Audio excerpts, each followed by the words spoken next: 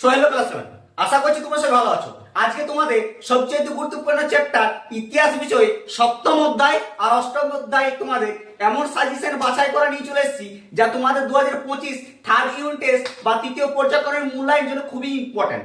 আর এই প্রশ্নগুলি এমন ভাবে তোমাদের তৈরি করা হয়েছে যা স্কুলে হুবহু তোমাদের কমন পাওয়ার 100% শিওর আছে।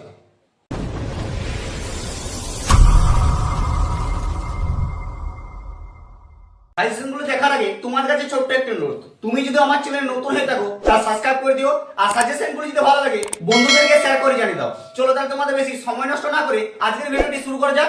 দেখো তাহলে তোমার সবথেকে গুরুত্বপূর্ণ চ্যাপ্টার সপ্তম শ্রেণীর সপ্তম অধ্যায়, ঠিক আছে?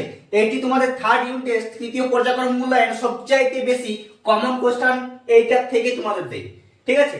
যেমন এই প্রতিটি প্রশ্নের মান হচ্ছে হয় 2 না হয় 3, 2 বা 3 এর মধ্যে তোমরা পেয়ে যাবে অলরেডি।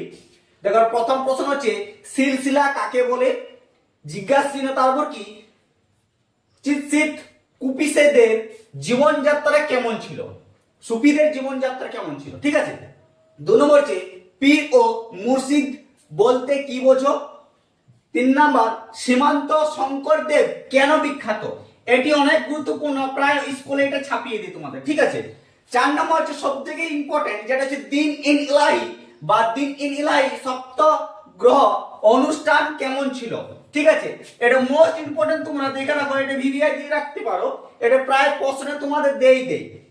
5 নম্বর হচ্ছে আমির খসুর কেন বিখ্যাত? আমির খসুর কেন বিখ্যাত? এটি প্রায় স্কুলে দেই তোমাদের। 6 নম্বর হচ্ছে জোর বাংলা কি? জোর বাংলা কি, ঠিক আছে? এটিও অনেক গুরুত্বপূর্ণ এই বছরের জন্য। 7 নম্বর হচ্ছে দেখো সিবাইন কি? এর থেকে বাংলা কৃষকদের জীবনের কি পরিচয় পাওয়া যায়?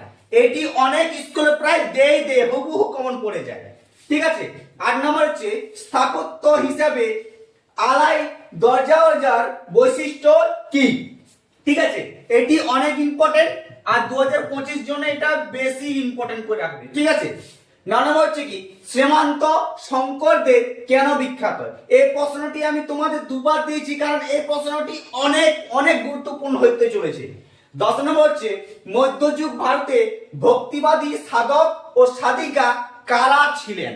লাস্ট প্রশ্ন, এই প্রশ্নটা তোমরা ভালো করে দেখে রাখো, এই প্রশ্নগুলি আশা করছি তোমাদের প্রায় অনেকে কমন পাওয়া যাবে। দেখো অষ্টম অধ্যায়ে তোমাদের প্রশ্নগুলি, প্রথম প্রশ্ন হচ্ছে কবে কাদের মধ্যে পুরন্দরের সন্ধি হয়েছিল? এটি তোমাদের ঘুরিয়ে দিতে পারে, কেমন হবে?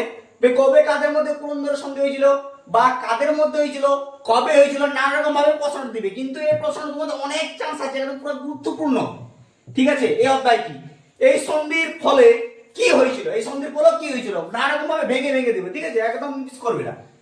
2 হচ্ছে বিজাপুর গোলকগঞ্জ জয়ের ফলে মুঘলদের কি সুবিধা হয়েছিল?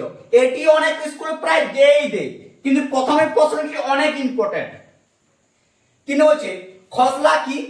জিজ্ঞাসা তারপরে শিখদের পঞ্চক বলতে কি বোঝায়? 4 নম্বর হচ্ছে জাটদের সঙ্গে মুঘলদের সংঘাত কেন হয়েছিল?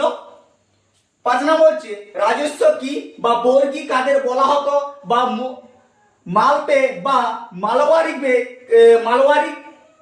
কাদের বলা হতো? এবং লাস্ট প্রশ্ন হচ্ছে কত খ্রিস্টাব্দে শিবাজি অভিষেক হয় বা অষ্টপ্রধান কি? লেখো বা বুঝাও। এই প্রশ্নগুলি প্রতিটা তোমাদের ভেঙে দেবে, প্রতিটি ভালো করে উত্তর করবে আর মুখস্থ করতে শুরু করে দাও, কারণ সময় তোমাদের হাতে একদম কম। সাজেশনগুলি যদি ভালো লাগে তাহলে লাইক করে দিও।